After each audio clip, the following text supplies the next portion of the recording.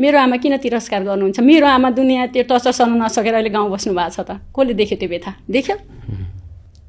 अर्काको मलाई त पर्यो त्यो असर, म माथि त मानसिक असर पर्यो नै, तर सबैलाई त्यो असरले छोएको छ भने मेरो आमालाई मैले पठाएँ, मेरो आमालाई मानसिक तनाव त मैले दिएको छैन होला नि त।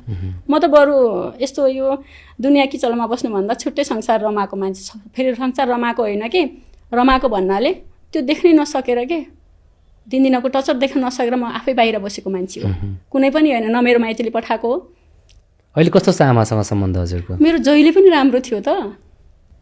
अनि एक ताका त तपाईँलाई त्यागेर कसैलाई रोजेको भन्ने पनि हल्ला थियो। मलाई त्यागेर भन्नाले तपाईँसँग सम्बन्ध नराखेर?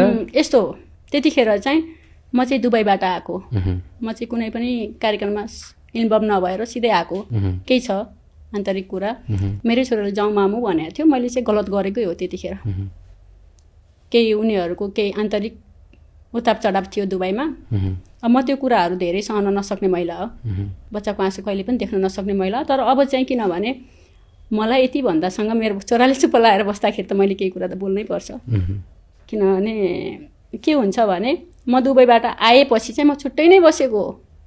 जतिखेर हामी अरूको बर्थडेमा गएको बेला इन्गेजमेन्ट सकेर आउँछु भन्दाखेरि चाहिँ दुबईबाट आएपछि बाबुको इन्गेजमेन्ट सकेर आउँछु भन्दाखेरि नै म नसकेर नै आएको हो। यो चाहिँ सत्य बोल्नै पर्छ। किन देखिएन त आमा, बिचमा कहाँ गयो त भने नि, म चाहिँ नबसेरै आएको है। फेरि मैले चाहिने गरगहना लिए छोरो, म भोलि मेरो औकातले दिउला दिन सकुला नसकुला भनेर गरगहना बुझाएको हो।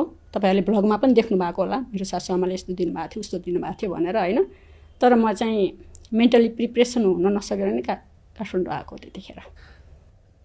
एउटा धेरैले चाहिँ कमेन्ट गरेको थियो, यदि आमा हो भने सन्तानको खुसी देख्न सक्छ, किन आएर फेरि मिडियामा चरित्र हत्या गरे नि प्रश्न आयो नि, चरित्र हत्या किन गर्नुभयो?